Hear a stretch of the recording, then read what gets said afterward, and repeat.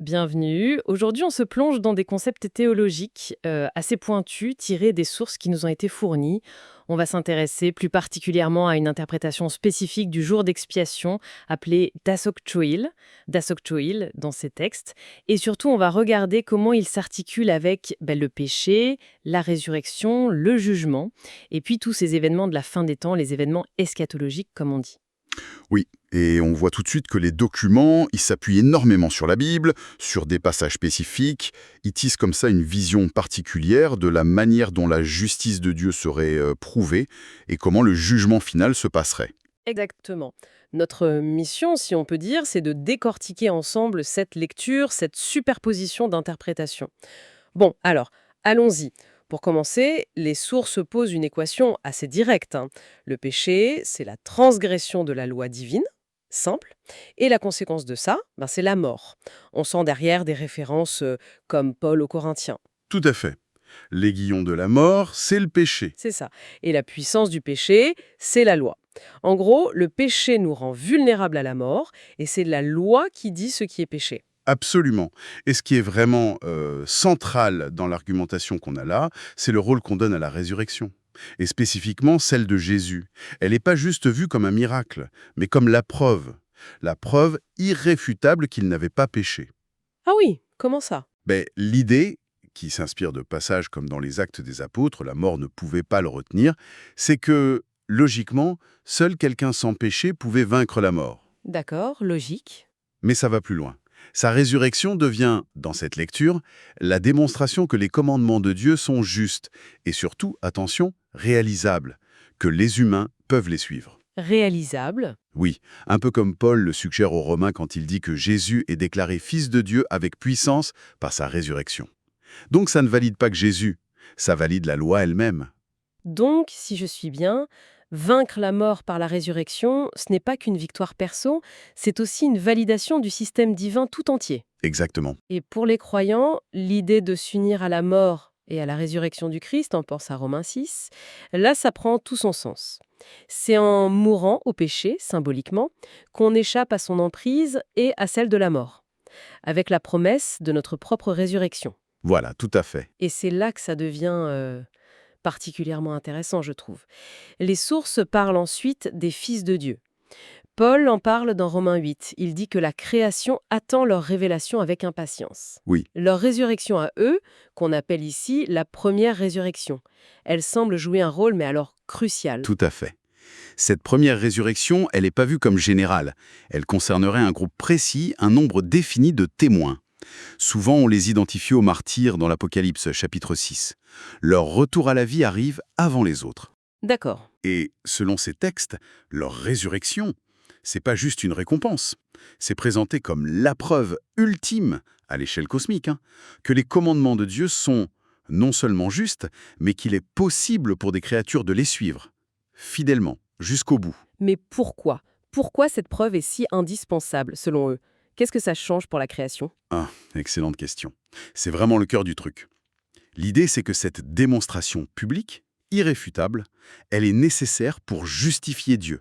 Justifier Dieu aux yeux de toute sa création avant qu'il n'exécute son jugement final sur ceux qui ont transgressé. Justifier Dieu? Oui, sans cette preuve vivante, ces martyrs ressuscités qui montrent que c'était possible de rester fidèle, eh bien le jugement de Dieu pourrait être mal perçu.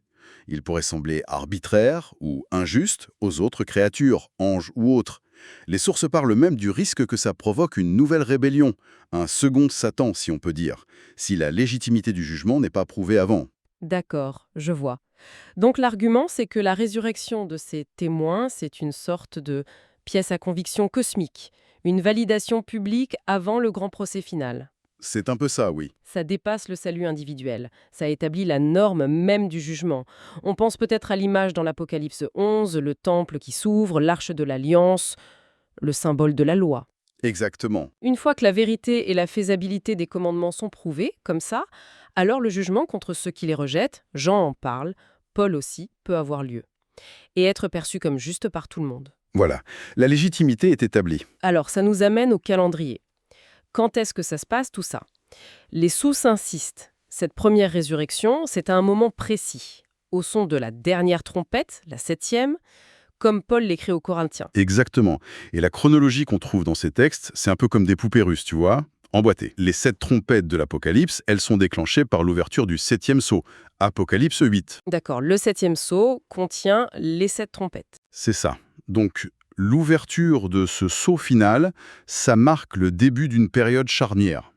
Et cette période, selon cette lecture, elle engloberait la fête des trompettes, Napalgel, dans les notes, qui est associée ici à la résurrection des témoins, Oui, et ça culminerait avec le jour d'expiation, Desokjoil, qui serait le moment de la purification finale et du jugement.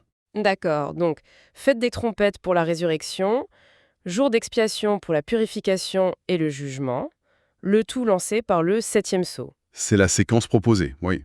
Et ce jour d'expiation, le Desokjoil, le point culminant, comment les sources décrivent ce qui se passe pendant cette période? Il y a un rituel préparatoire, semble-t-il. Oui, c'est très DTG.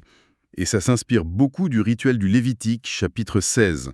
Juste après l'ouverture du 7e sceau, avant même que les trompettes ne sonnent vraiment, l'Apocalypse décrit un ange qui offre beaucoup d'encens sur l'autel d'or devant le trône.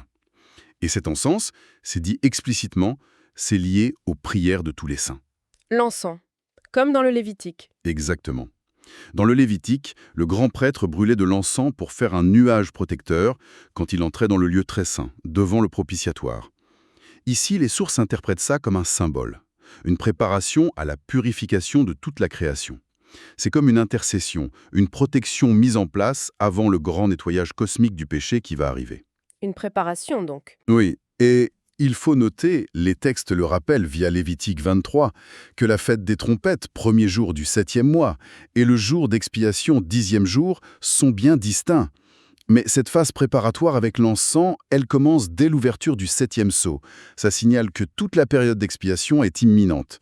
Et c'est après ça que les 7 anges se préparent à sonner de leurs trompettes. Compris. Et quel est le but profond, alors? La finalité de ce jour d'expiation cosmique, tel qu'il le présente? Ah, le but visé est énorme. Il s'agit, d'après ces textes, d'éradiquer non seulement le péché, mais carrément la possibilité même du péché dans la création. La possibilité. Comment? Par la perfection du libre arbitre des créatures. L'idée de fond, qui s'appuie sur des passages comme le Cantique des Cantiques, l'amour fort comme la mort, où Jean aimer Dieu c'est obéir, c'est que quand les créatures auront vraiment compris la justice et l'amour de Dieu prouvés par la première résurrection, leur amour pour lui deviendra si parfait, si total, qu'il n'y aura plus de place pour le doute ou la tentation de péché. L'expiation, ici, c'est moins une couverture des péchés passés qu'une transformation radicale du cœur de la création. C'est une vision assez radicale de l'expiation, effectivement. Alors, concrètement, comment ça se déroule, ce processus, après la 7e trompette et la première résurrection? Alors, là, le processus d'expiation proprement dit commence. D'abord, il y a une phase au ciel.